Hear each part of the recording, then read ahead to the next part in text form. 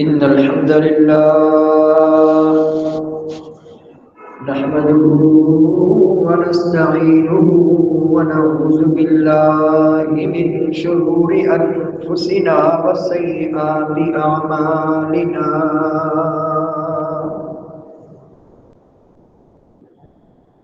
من يهده الله فلا مضل له ومن يضلل الله فلا هادي له أشهد أن لا إله إلا الله وحده لا شريك له وأشهد أن محمدا عبده ورسوله صلى الله عليه وسلم أما بعد فإن خير الحديث كتاب الله وخير الهدي هدي محمد صلى الله عليه وسلم وشر الأمور محدثاتها وكل محدثة بدعة وكل بدعة ضلالة وكل ضلالة في النار.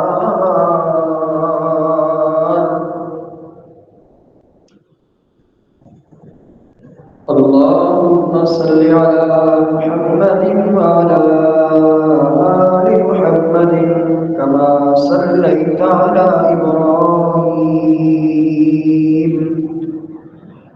وعلى آل إبراهيم إنك حميد مجيد.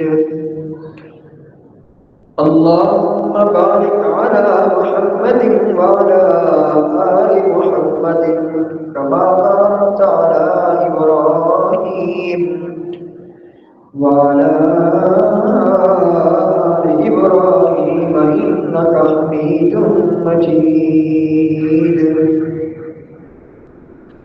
أعوذ بالله من الشيطان الرجيم. بسم الله الرحمن الرحيم.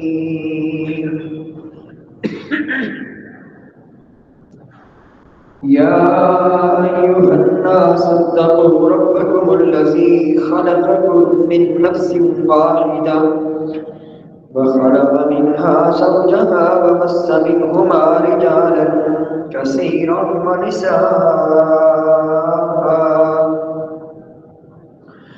واتقوا الله الذي تساءلون به والأرحام إن الله كان عليكم رقيبا.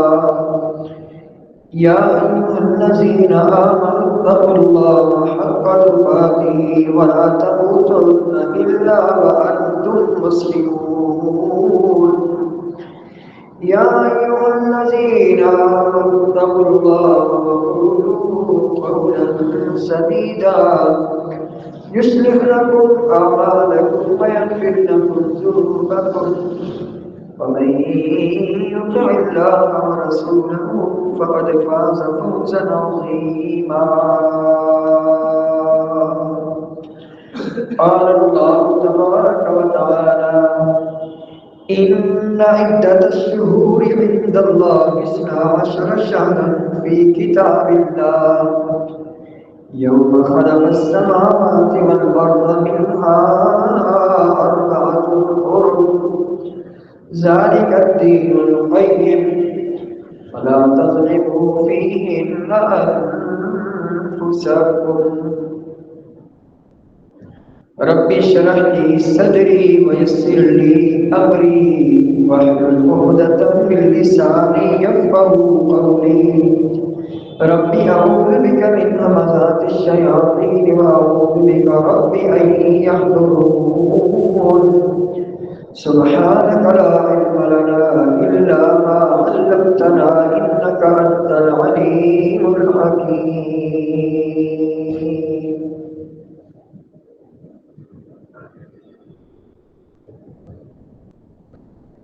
حمد و ثنا اور درود و سلام کے بعد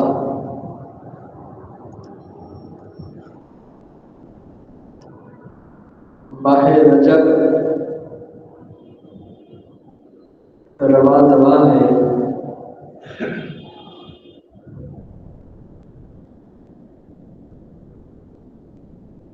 یہ مہینہ حرمت کے مہینوں میں سے ایک مہینہ ہے۔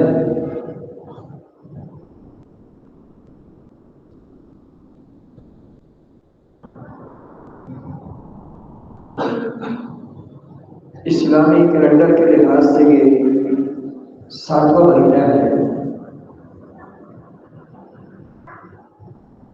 پہلا مہینہ محرم، پھر صفر، پھر ربیع الاول، پھر ربیع الثانی، پھر جمادی الاول، پھر جمادی الثانی، رجب۔ یہ 7واں مہینہ ہے اسلامی کیلنڈر کے لحاظ سے۔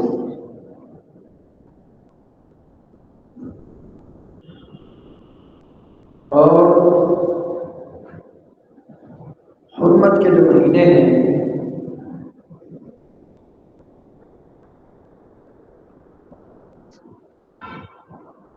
ذوالقعدہ، ذوالحج، محرم اور رجب، یہ ان حرمت کے 4 مہینوں میں سے ایک مہینہ ہے۔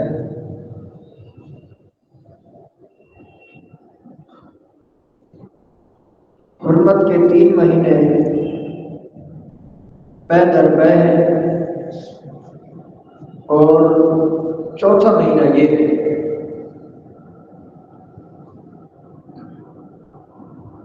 وہ جو 3 مہینے حرمت کے ہیں ان میں سے اسلامی کیلنڈر کے لحاظ سے 11واں اور 12واں مہینہ ہے، ذوالقعدہ اور ذوالحج۔ اور پہلا مہینہ ہے اسلامی کیلنڈر کے لحاظ سے محرم کا مہینہ۔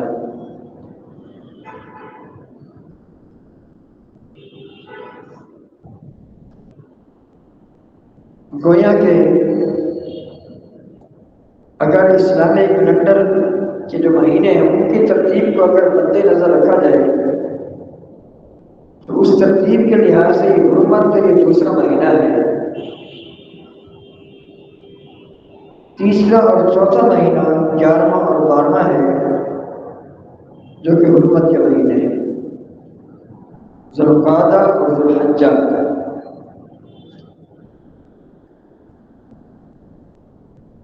حرمت کے مہینوں کا احترام کرنا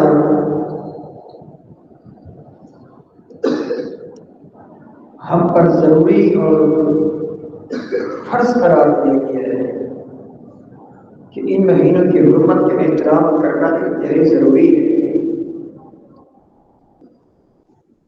اللہ تعالیٰ نے باقاعدہ ان مہینوں کی حرمت کا لحاظ رکھنے کا حکم دیا ہے اور ان کی حرمت کو پامال نہ کرنے کا آرڈر جاری فرمایا۔ چنانچہ اللہ تعالیٰ نے فرمایا یا ایھا الذین آمنوا لا تحلوا شعائر اللہ من الشہر الحرام،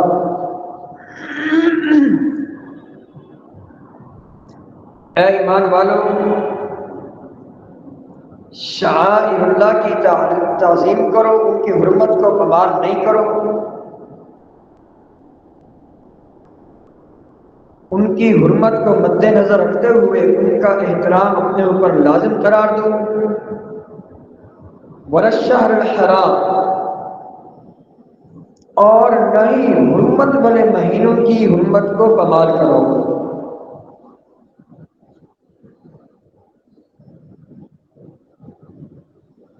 اسی طرح اللہ تعالیٰ نے سورۃ التوبہ میں یہ بات بیان فرمائی، ان عدۃ الشہور عند اللہ 12 شہرا فی کتاب اللہ، اللہ تعالیٰ کی کتاب میں مہینوں کی جو تعداد ہے، گنتی ہے، وہ 12 ہے۔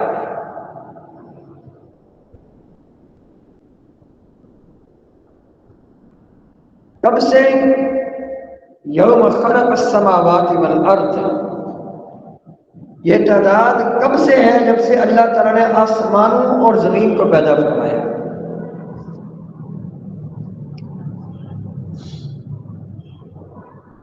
پھر فرمایا منا اربعۃ حرم،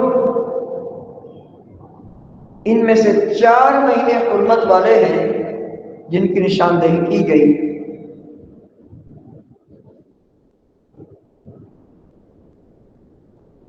اس حوالے سے ہمیں اللہ تعالیٰ نے کیا حکم دیا؟ فرمایا فلا تظلموا فیہن انفسکم،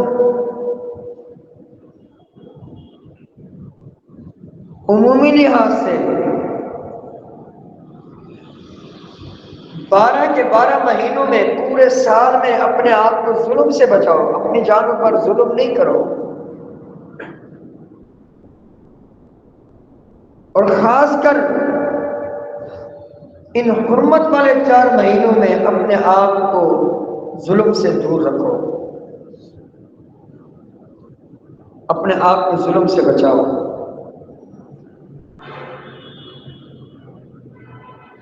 فرمایا ذالک الدین القیم، یہ درست دین ہے، یہ سیدھا دین ہے۔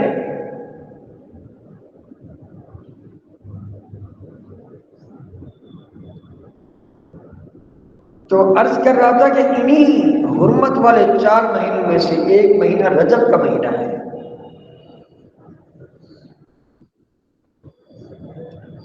تو جس طرح باقی 3 مہینوں کی حرمت کو ہمیں مد نظر رکھتے ہوئے ان کا احترام کرنا ہے، اس مہینے کا بھی ہمیں احترام کرنے کا آرڈر جاری کیا گیا اللہ تعالیٰ کی طرف سے۔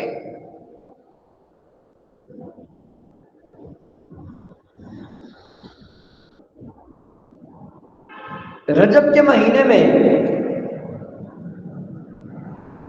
زمانہ جاہلیت میں کچھ لوگ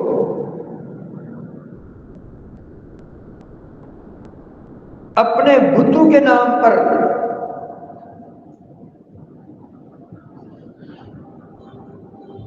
جانور ذبح کرتے تھے اور ان کے نام منسوب کرتے تھے، اس نیت سے کہ ہماری ان کے آگے، ان کی اللہ کے آگے، نعوذ باللہ۔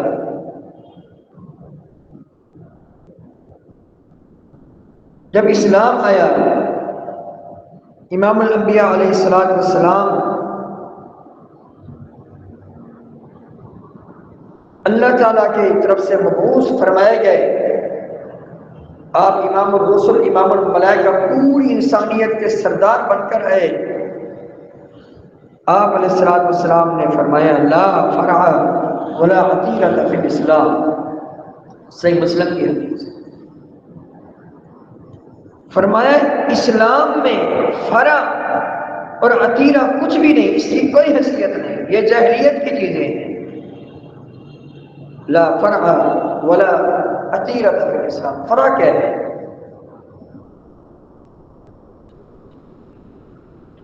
یہ بھی دور جاہلیت کی ایک رسم تھی، جب ان کی بکری یا گائے یا اونٹنی کا پہلا بچہ پیدا ہوتا اس کو بدھو کے نام کا کر دیتے، یہ فرع ہے، اس کو فرع کہتے ہیں عربی میں۔ فرمایا اسلام کے ساتھ اس چیز کا کوئی تعلق نہیں، بھلا عتیرہ کا، اور نہ عتیرہ کا تعلق اسلام سے ہے بلکہ زمانہ جاہلیت سے ہے، جاہلیت کے ساتھ تعلق رکھنے والے لوگوں سے ہے۔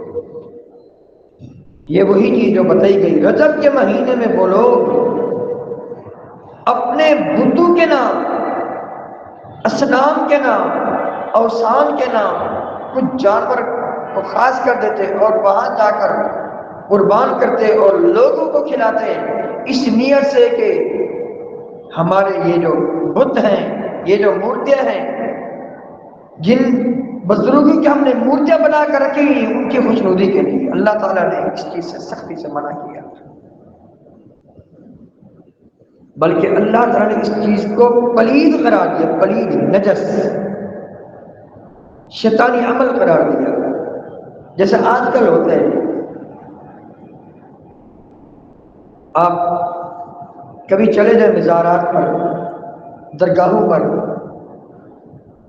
باہر کتنی ساری دکانیں ہوتی ہیں کھانے پینے کی، ان کی نیت ہو بہو وہی نیت ہوتی ہے جو دور جاہلیت میں مکہ کے مشرکوں کی تھی۔ کوئی چادر چڑھا رہا ہے، کوئی پھول چڑھا رہا ہے، کوئی پھول کے ہار رکھنے کیا ہوا ہے، نیت ایک ہی ہے کہ یہ بزرگ خوش ہو جائیں، یہی تو شرک ہے۔ اسی سے تو انبیاء علیہ السلام روکنے ہیں، انبیاء علیہ السلام کو اسی چیز سے روکتے ہوئے ان کو مارے پڑے، جلا وطن کیے گئے۔ ابراہیم علیہ السلام کیوں جلا وطن کیے گئے؟ عراق سے آپ فلسطین کی طرف، ملک شام کی طرف اللہ تعالیٰ نے آرڈر جاری فرمایا، عراق کو چھوڑ کر آپ فلسطین کی طرف جائیں، سرزمین انبیاء علیہ السلام۔ آپ آج جس پر یہود کا تسلط ہے، لعنت اللہ علیہ، اللہ تعالیٰ ان کو نیست و نابود کرے، تباہ برباد کرے۔ آئے دن ظلم ڈھا رہے ہیں اہل فلسطین پر۔ اللہ جس طرح تو نے اپنے گھر کی حفاظت کی ابابیل کے ذریعے، ان پر بھی کوئی ایسی کوئی آفت بھیج دے کہ نشان عبرت بن جائے دنیا کے تمام یہود و منوس۔ انشاءاللہ ہماری دعائیں رنگ لائیں گی اہل فلسطین کے حق میں اور یہودیوں کے خلاف انشاءاللہ۔ بہرحال جو کچھ آج ہو رہا ہے، اس زمانے کے لوگ ہو بہو یہی کچھ کرتے تھے، صرف اور صرف انداز تبدیل ہوا ہے، بس کچھ بھی باقی سیم ٹو سیم ہوئی۔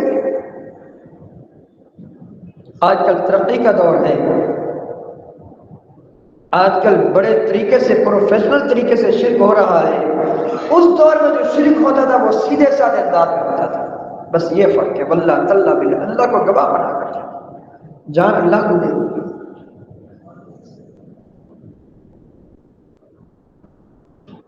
جیسا کہ میں نے عرض کیا، اس چیز کو اللہ تعالیٰ نے شیطانی عمل سے قرار دیا۔ یا ایھا الذین آمنوا، اے وہ لوگ جو ایمان لائے ہو، انما الخمر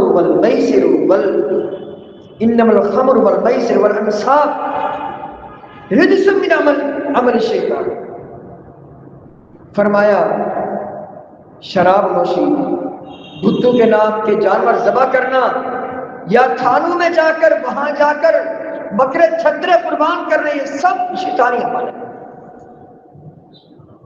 انما الخمر والمیسر والانصاب والازلام رجس من عمل الشیطان، یہ شیطانی عمل ہے، یہ پلید ہے، گندے عمل ہے، ان سے بچو۔ انصاب نصب کی جمع ہے۔ نصب کا مطلب یہ ہوتا ہے جہاں پر کوئی مزار ہو، کوئی اللہ کا ولی مدفون ہو، وہاں جا کر اس کی خوشنودی کے لیے کوئی چیز بانٹنا، تقسیم کرنا۔ فرمایا رجس من عمل الشیطان، یہ شیطانی عمل ہے، اس سے بچو۔ فاجتنبوہ لعلکم تفلحون، اس سے بچو تاکہ تمہیں کامیابی ملے۔ جیسے کہ میں نے عرض کیا، یہی چیز ختم کرنے ہیں انبیاء علیہ السلام۔ وما ارسلنا من قبلک من رسول الا نوحی الیہ انہ لا الہ الا انا فاعبدون، آپ سے پہلے جتنے بھی ہم نے پیغمبر بھیجے علیہ السلام، سب کی طرف یہی وحی کی کہ معبود برحق ایک اللہ ہی ہے، اس کے علاوہ کوئی نہیں۔ وَلَقَدْ بَعَثْنَا فِي كُلِّ أُمَّةٍ رَسُولًا أَنِ اعْبُدُوا اللَّهَ وَاجْتَنِبُوا الطَّاغُوتَ، آپ سے پہلے جتنے بھی انبیاء علیہ السلام ہم نے مبعوث فرمائے، سب کو یہی کہا، بنیادی طور پر ان کو یہی پیغام دے کر بھیجا، اللہ کی عبادت کرو اور طاغوت کی بندگی سے بچو۔ طاغوت ہر اس چیز کو بولتے ہیں جس کی اللہ کے علاوہ عبادت کی ہے۔ تو عرض کر رہا تھا، رجب کے مہینے میں مکہ کے مشرک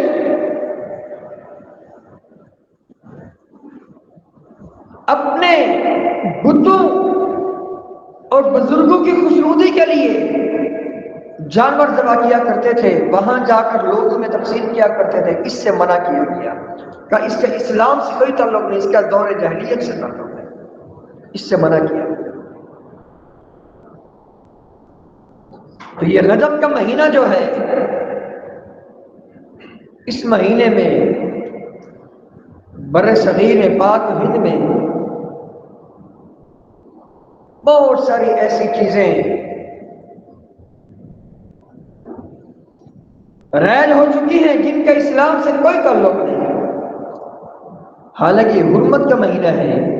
اس کی حرمت کا یہ تقاضا تھا کہ خاص کر اس مہینے میں اپنے آپ کو گناہوں سے بچائیں، اپنے آپ کو گناہوں سے دور رکھیں، لیکن اس کے برعکس شیطان نے یہ حملہ کروایا کہ کئی بدعات اس مہینے میں رائج ہو چکی ہیں۔ بدعت کس کو بولتے ہیں؟ ایک چیز میں نیکی سمجھ کے کروں جس کا دین سے کوئی تعلق نہیں، وہ بدعت ہے۔ اس کی برصغیر میں 20 مثالیں دی جا سکتی ہیں، ایک نہیں 20۔ مثلا مثال کے طور پر ایک بندہ ہے، وہ اللہ کے گھر میں آیا اللہ کی خوشنودی حاصل کرنے کے لیے، اللہ تعالیٰ کو راضی کرنے کے لیے، نماز با جماعت پڑھنے آیا۔ نماز با جماعت پڑھنے سے پہلے وہ چند الفاظ اپنی زبان میں جو استعمال کر رہا ہے، یہی الفاظ کہنا یہ بدعت ہے۔ احادیث میں ہے انما الاعمال بالنیات، اعمال کا دار و مدار نیتوں کے ساتھ ہے۔ نیت کس کو بولتے ہیں؟ فقہاء اس بات پر متفق ہیں، نیت کا معنی یہ ہوتا ہے دل سے ارادہ کرنا۔ جب آپ نے وضو کیا، وضو سے پہلے آپ نے یہ نیت تو نہیں کی تھی نا کہ میں نے اعضاء وضو ایک بار دھونے ہیں، 2 بار دھونے ہیں، ٹھنڈے پانی سے وضو کر رہا ہوں یا کڑوے پانی سے وضو کر رہا ہوں، یہ تو نیت نہیں کی۔ آپ کا نل کے پاس بیٹھنا، ٹوٹی کھولنا اور بسم اللہ پڑھ کے شروع کرنا اور آپ کا یہ کام شروع کرنا، یہ آپ کے دل کے ارادے کے ساتھ ہو رہا ہے، یہی نیت۔ آپ مسجد میں آئے، آپ کے دل نے آپ کو بولا مسجد میں جانا ہے، آپ نے آتے ہوئے یہ تو نہیں کہا نا فلاں مسجد میں جا رہا ہوں، مسجد میں جا کر یہ کام کروں گا، اور آپ کا آنا وہ دل کا جو آپ کا ارادہ ہے وہی آپ کی نیت ہے۔ اسی طرح آپ مسجد میں آئے، آپ آ کر دل کے ارادے کے ساتھ، اگر زبان سے نیت کریں گے بدعت ہوگا۔ فقہاء کا اس بات پر اتفاق ہے، زبان سے جو الفاظ ادا ہوتے ہیں وہ الگ ہے، نیت الگ ہے، دونوں چیزیں الگ ہیں۔ ہمیں جب الگ ہی رکھنا ہے تو پھر الگ ہی ہونی چاہیے۔ تو یہ زبان سے اپنی زبان میں یہ الفاظ دہرانا یہی بدعت ہے جس سے منع کیا گیا۔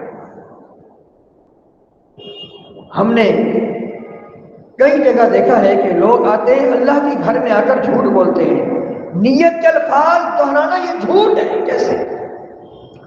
آپ مثال کے طور پر اللہ نہ کرے ایمرجنسی ہوگی، وضو کرتے ہوئے واش روم میں جاتے ہوئے آپ کو 2 منٹ لگ گیا، آپ کی 1 رکعت یا 2 رکعتیں نکل گئی، نیت میں آ کر کیا کہتے ہیں پیچھے اس امام کے 4 رکعتیں، آپ نے تو 4 پڑھی، آپ کو 1 ملی یا 2 ملی یا 3 ملی، 1-2 رکعتیں جو رہ گئی وہ بھی آپ کہہ رہے ہیں ذرا سوچیں تو صحیح، پیچھے اس امام کے 4 رکعتیں پڑھ رہا ہے، جھوٹ تو ہو گیا۔ اگر آپ آتے نیت کرتے میں نماز و جماعت ادا کر رہا ہوں، جھوٹ سے بھی کم از کم بچتے۔ تو بہرحال اس مہینے میں بہت ساری بدعات آ چکی ہیں، انہی میں سے ایک بدعت یہ ہے کہ اکثر لوگ اس مہینے میں مغرب کے بعد کچھ مخصوص نماز پڑھتے ہیں، یہ نماز یہ کسی صحیح حدیث سے ثابت نہیں، صلاۃ الرغائب کے نام سے پڑھتے ہیں۔ اور یہاں میں رک کر عرض کروں گا، ہمیں بدعت کے پیچھے چلنے کی ضرورت ہے کہ ہمارا دین تو مکمل ہے۔ یہ اللہ کا شکر ادا کر الحمدللہ ہمارا قرآن محفوظ ہے، ہماری شریعت محفوظ ہے، نبی کریم صلی اللہ علیہ وسلم کا ایک ایک فرمان موتی جیسا قیمتی، جو ایک ایک فرمان سونے کے پانی سے لکھنے کے لائق، وہ پورا کا پورا آپ کا 23 سالہ ریکارڈ، آپ کے اقوال مبارکہ ہوں، افعال مبارکہ ہوں، آپ کے اعمال مرحوم و محفوظ ہیں۔ جب ایک چیز ہمیں کمپلیٹ مل چکی ہے تو پھر ہمیں ادھر ادھر جانے کی ضرورت ہی نہیں۔ یہودیوں کے برعکس، عیسائیوں کے برعکس ان کی کتابوں میں تو تعریف ہو چکی ہے۔ اصل شکل میں نہ تورات ہے نہ انجیل ہے، زبور کا تو نام و نشان ہی نہیں۔ ہماری کتاب آج 1400 سال بیت کر اصل شکل میں محفوظ ہے۔ 10 سال کا ایک حافظ قرآن آپ کو اگر امام غلطی کر رہا ہے، وہ حافظ قرآن کا حافظ ہے، وہ اس کو غلطی بتائے گا۔ یہ ہے ہماری شریعت کی پاور، قوت، طاقت۔ 10 سال کے بچے نے پورا قرآن حفظ کیا ہوا ہے، یہ ہمارے لیے فخر کی بات نہیں۔ یہ کمپلیٹ قرآن، مکمل حدیثیں جب ہمارے پاس موجود ہیں تو اللہ کے بندے بھی بدعت کی طرف کیوں جاتے ہیں؟ جبکہ نبی کریم صلی اللہ علیہ وسلم کی بالکل واضح حدیث، کلیئر حدیث، کل بدعت ضلالہ وکل ضلالۃ فی النار، ہر بدعت گمراہی ہے اور گمراہی بندے کو جہنم کی طرف لے جاتی ہے۔ یہ ہمیں کسی عالم نے نہیں بتائی یہ بات، صحیح بخاری سے مسلم کی حدیث، کبھی کسی سے نہیں سنی کہ آپ علیہ السلام کے پاس کہ ازواج مطہرات میں سے کسی ایک کے پاس 3 اشخاص آئے۔ فطری طور پر نیکی کا جذبہ ایک مومن میں ہوتا ہے، یہی تو ایمان کی مٹھاس ہے، یہی تو ایمان ہے۔ مجھ میں نیکی کی محبت اور نیکی کا پیار ہو، گناہ کی نفرت ہو، یہی تو ایمان ہے۔ کیا فرمایا؟ اذا سبقت کا حسنتوں کا وساعت کا سیئتوں کا فانت مؤمن، جب تم میں ایمان، جب تم میں نیکی کی محبت ہو، پیار ہو اور گناہ کی نفرت ہو، سمجھ لو تم میں ایمان موجود ہے، یہی تو ایمان کا مٹھاس ہے۔ وہ 3 اشخاص آئے، انہوں نے آ کر نبی کریم صلی اللہ علیہ وسلم کی عبادت کے حوالے سے پوچھا۔ آپ علیہ السلام کی عبادت کے بارے میں ان کو بتایا گیا۔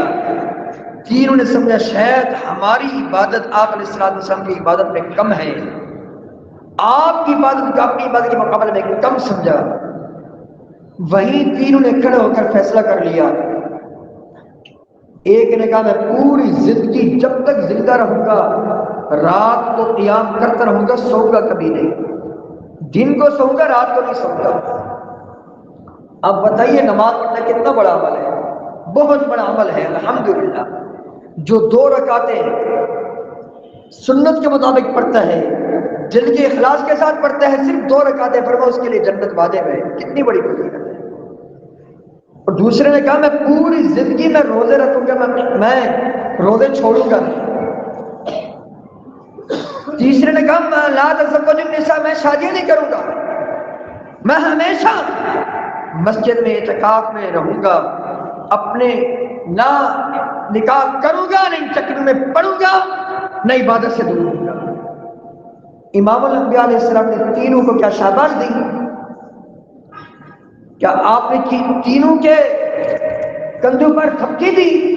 میں آپ سے پوچھتا ہوں، تھپکی دی؟ عبادت کرنا بالکل کرنا، کوئی منع نہیں، اللہ کے بندوں یہیں سے چکر دیا جاتا ہے، جتنی چاہے عبادت کریں، کوئی پابندی نہیں۔ آپ جب تک آپ کی زندگی ہے اللہ کا ذکر کریں، کس نے منع کیا؟ لیکن اوقات خاص کرنا، تعداد خاص کرنا قابل اعتراض یہ چیز ہے۔ جب تک شریعت نے اوقات خاص نہیں کی، تعداد خاص نہیں کی، میں نہیں کر سکتا۔ آپ علیہ السلام نے تینوں کو بلوایا، تھپکیاں نہیں دی، اپنا طریقہ بتایا، کہا کہ مسلمان ہونے کی حیثیت سے اس حدیث کے میں اپنے لیے ایڈل بنا دوں، اس ایک ہی حدیث کو اللہ کو تو ایڈل بنا لو، انشاءاللہ کامیابی یقین۔ موحدین تو ہم ہیں الحمدللہ، اللہ کی توحید کے اقرار کرتے ہیں، پوری زندگی اللہ ہی کی عبادت کرتے ہیں الحمدللہ، اس پر اللہ کا شکر ادا کریں۔ نہ اللہ کی عبادت میں کسی کو شریک کرتے ہیں، نہ اللہ تعالیٰ کی ذات میں، نہ اس کی صفات میں، نہ اس کے افعال میں، وہ اپنے تمام کاموں میں تنہا اکیلا ہے۔ اس چیز میں تو الحمدللہ اللہ تعالیٰ نے ہمیں توفیق دی۔ تو ادھر بھی ہے نا اللہ کے بندو، اس حدیث کو اپنے لیے ایڈل بنائے۔ آپ نے تھپکی نہیں دی، آپ نے کہا دیکھو انی اصوم و افطر، جس نے کہا تھا نا میں پوری زندگی روزے رکھوں گا، آپ نے فرمایا کچھ دن میں روزے رکھتا ہوں، کچھ دن چھوڑتا ہوں۔ روزے رکھو بھی صحیح، چھوڑو بھی صحیح۔ اور جس نے کہا تھا کہ میں پوری زندگی رات کا قیام کروں گا، آپ نے فرمایا اقوم و انام، میں سوتا بھی ہوں قیام بھی کرتا ہوں، نارمل طریقے سے میری زندگی ہے، میں نارمل طریقے سے زندگی گزارتا ہوں، سوتا بھی ہوں قیام بھی کرتا ہوں۔ اور جس نے کہا تھا کہ میں شادی نہیں کروں گا، آپ نے کہا اتزوج النساء، میں نے شادیاں بھی کی ہیں، میرے بچے بھی ہیں، میری 4 بیٹیاں ہیں، فاطمہ، ام کلثوم، رقیہ، زینب رضی اللہ عنہن، میرے بیٹے ہیں جو میری زندگی میں فوت ہو گئے، میں نے شادی کی ہیں، میری لونیاں ہیں، میں نے شادی کی ہیں۔ سن لو، یہ ہے میرا طریقہ، یہ ہے میرا طریقہ، من رغب عن سنتی فلیس منی، جو اس طریقے سے ایک رتی برابر ہٹے گا اس سے مجھ سے کوئی تعلق نہیں۔ جتنے بھی بدعات ایجاد کرنے والے لوگ ہیں اس حدیث کا سمجھ لیں، ہمیں صراط الرغائب کی کیا ضرورت ہے؟ رجب کے مہینے میں خاص عبادات کی ضرورت کیا ہے؟ ہمارا دین تو مکمل ہے۔ رجب کے مہینے کو خاص کرتے ہیں کس کے لیے؟ روزوں کے لیے، ثابت نہیں ہے۔ آپ روزے رکھیں، کل جمعرات کا دن تھا، آپ کو کس نے منع کیا؟ ہر ہفتے آپ پیر کا روزہ رکھیں، جمعرات کا روزہ رکھیں، آپ کو کوئی منع نہیں کرے گا، کیونکہ شریعت میں موجود ہے۔ ہر مہینے کے 3 دن کا روزہ رکھیں، 13، 14، 15 ایام 20 کے روزے رکھیں، آپ کو کس نے منع کیا؟ لیکن اپنے طور پر خاص کر دینا قابل اعتراض یہ چیز ہے، سمجھے ذرا۔ آپ کی عبادت سے اللہ تعالیٰ باللہ کوئی منع نہیں کرتا، جتنی چاہے عبادت کرے، لیکن اپنی مرضی کی نہیں، اللہ کے رسول صلی اللہ علیہ وسلم کے طریقے پر۔ کیوں؟ دیکھیں، ایک عام حکومت اب اپنے قوانین بناتی ہے، قوانین بناتے نہیں بناتے حکومت کے لوگ، آپ قوانین کی خلاف ورزی کریں گے تو آپ مجرم قرار پائیں گے۔ یہ ہمارا دین اتنا مسکین دین نہیں ہے کہ جو اپنی مرضی سے جو چاہے اس میں ایڈ کر لے، اپنی مرضی سے عبادت کر کے، قوانین نہیں، کوئی ضابطہ نہیں، نہیں۔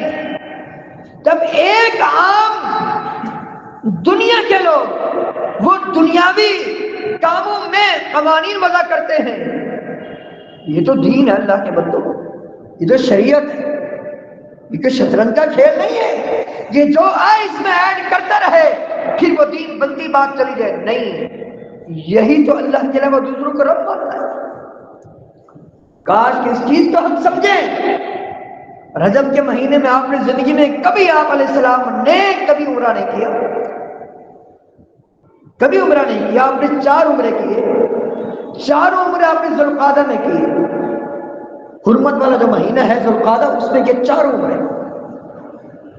آپ نے کبھی رجب کے خصوصیت نہیں بتائی، جتنا بھی کچھ بتایا جا رہا ہے ہمارے معاشرے میں جو احادیث گردش کر رہے سب ضعیف موضوع بن کر جھوٹی حدیث ہے۔ اس مہینے کی ایک ہی فضیلت ہے کہ یہ حرمت والے مہینے میں سے ہے، اور کوئی خاص فضیلت کسی صحیح حدیث سے ثابت نہیں ہے۔ اگر ہے تو آپ ہمارے پاس لے، ہم ماننے کے لیے تیار ہیں۔ عبادت یہ ناقابل ہے، یہ قابل اعتراض نہیں، آپ عبادت کریں، لیکن جو قانون شریعت نے بنا اس کے دائرے میں رہ کر، اس کے دائرے میں رہ کر۔ جیسا کہ میں نے عرض کیا، اگر اپنے منمانی کریں گے پھر شریعت کا تو بھی کوئی پرسان حال ہے ہی نہیں۔ اگر اللہ کے بندوں اپنی منمانی سے عبادت کرنی ہوتی تو پھر انبیاء علیہ السلام کو کیوں بھیجا؟ امام الانبیاء علیہ السلام کو اللہ تعالیٰ نے کیوں بھیجا؟ کیا آپ علیہ السلام سے پہلے کعبہ کا طواف نہیں ہو رہا تھا؟ کیا نعوذ باللہ کعبہ گرا دیا گیا تھا؟ کعبہ کا طواف ہو رہا تھا، صدیوں سے ہو رہا تھا۔ ابراہیم علیہ السلام نے جب سے بنا اس وقت سے طواف ہو رہا تھا۔ پھر آپ کے بھیجنے کا مقصد کیا ہے؟ آئیے مقصد بھی قرآن نے ہمیں بتا دیا، وما ارسلنا من قبلک من رسول الا ليطاع باذن اللہ۔ ہم نے آپ علیہ السلام کو اور آپ علیہ السلام کے پہلے جتنے پیغمبروں کو بھیجا، کس لیے بھیجا؟ تاکہ ان کی اطاعت کی جائے۔ اگر آپ کو نعوذ باللہ سائڈ میں رکھ کر اپنی منمانی کرنی ہے، اپنی ہی منمانی سے باتیں کرنی ہے، تو پھر نبی کریم صلی اللہ علیہ وسلم کو رسول ماننے کا کیا فائدہ، کیا مقصد، کیا مطلب اس کا؟ صرف آپ پر درود بھیجنے کے لیے آپ نہیں ہے، پھر آپ علیہ السلام کی تعریفیں، آپ کی زلفوں کی تعریف، آپ کی شکل و صورت کی تعریف صرف اس لیے نہیں ہے، ہاں آپ کے تعارف پیش کریں، آپ کی تعریف کریں، کوئی منع نہیں، لیکن اصل جو آپ آئے جس مقصد کے لیے، وہ جو شریعت لے کر ہے، اس شریعت کو فالو کرنا ہے، اس شریعت کے مطابق چلنا ہے۔ تو رجب کے حوالے سے جو کچھ بھی ہمیں اس کی فضیلت کے حوالے سے ہمیں سننے کو مل رہا ہے، اس کے مخصوص روزے، راتوں کے قیام یا صلاۃ الرغائب، یا اس مہینے میں خاص عمرے کرنا، یہ سب کچھ یہ ثابت نہیں ہے۔ جو چیز ثابت ہے اس کو مانیے، اس کو قبول کیجئے، اس کو سینے کے ساتھ لگائیے، یہ حدیث اپنے سامنے رکھیے۔ آپ علیہ السلام نے فرمایا من عمل عملا لیس علیہ امرنا فہو رد، جس نے کوئی ایسا کام کیا جس پر ہمارا ٹھپا نہیں، ہماری مہر نہیں، وہ کام مردود ہے، وہ ناقابل قبول ہے۔ تو اس حوالے سے ہمیں اپنے آپ کو چوکنا رکھنا ہوگا، ہمیں اپنے آپ کو شریعت کے دائرے کے مطابق اپنی زندگی بنانی ہوگی، اسی میں کامیابی ہے، اسی میں کامرانی ہے۔ تو اللہ تعالیٰ سے دعا ہے جو کچھ سنا سنایا اس کے مطابق ہم سب کو اپنی اپنی اصلاح کرنے کی توفیق عطا فرمائے۔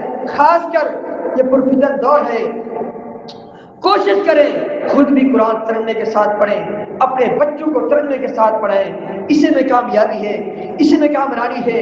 کوشش کریں ایک کتابچہ جس کی میں نے پہلے بھی نشاندہی کی تھی، اسلامی عقیدہ، یہ چھوٹا سا کتابچہ ہے، عام مکتبات سے، اسلامی مکتبات سے مل جاتا ہے، اس کو پڑھیں، اس کا مطالعہ کریں، اس کا مطالعہ کر کے اپنی زندگی کی اصلاح کی طرف توجہ دیں۔ اللہ تعالیٰ سے دعا ہے اللہ تعالیٰ ہم سب کو اس حوالے سے اپنی اصلاح کرنے کی توفیق عطا فرمائے۔ خاص کر یہ رجب کا جو مہینہ ہے، یہ حرمت والا مہینہ ہے، اس کی حرمت کو اللہ تعالیٰ ہمیں مد نظر رکھتے ہوئے اس کی حرمت کی اللہ تعالیٰ ہمیں حفاظت کرنے کی توفیق عطا فرمائے۔ استغفر اللہ لی ولکم ولسائر المسلمین۔